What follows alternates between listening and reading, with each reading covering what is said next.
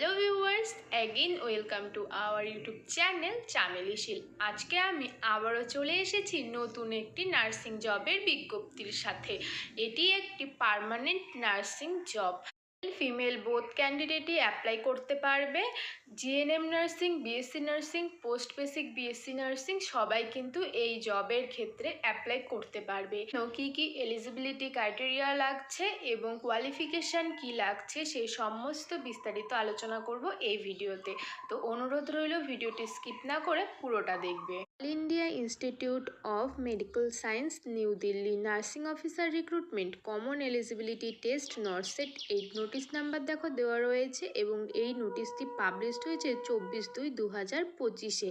Nursing officer রিক্রুটমেন্টের জন্য কিন্তু online application start হয়ে গেছে।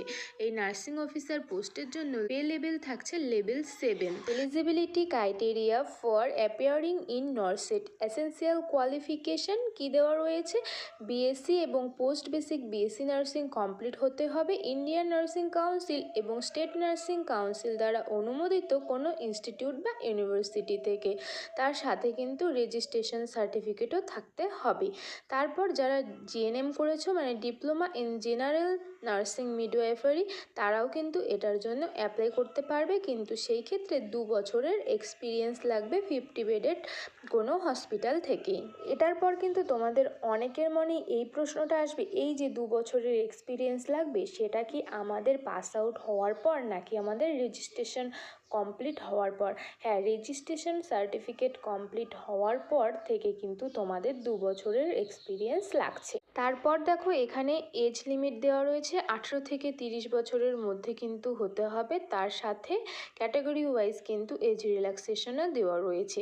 অ্যাপ্লিকেশন ফিস কত লাগছে? জেনারেল এবং ওবিসি ক্যান্ডিডেটদের জন্য 3000 টাকা লাগছে এবং এসসি এসটি ইডাব্লিউএস ক্যান্ডিডেট জন্য 2400 টাকা কিন্তু লাগছে অ্যাপ্লিকেশন ফিস। তার সাথেও দেখো একটা গুরুত্বপূর্ণ কথা হচ্ছে, অ্যাপ্লিকেশন ফিস যাদের এসসি এসটি তাদের যেটা লাগছে তাদের কিন্তু এক্সামের পরে সেটা কিন্তু রিফান্ড করা হবে।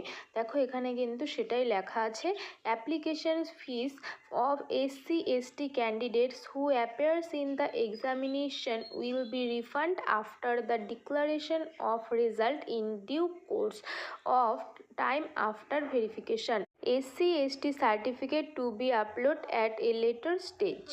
ইম্পর্টেন্ট ডেটস কি দেওয়া রয়েছে? এই এক্সামটি হবে দুটো স্টেজে।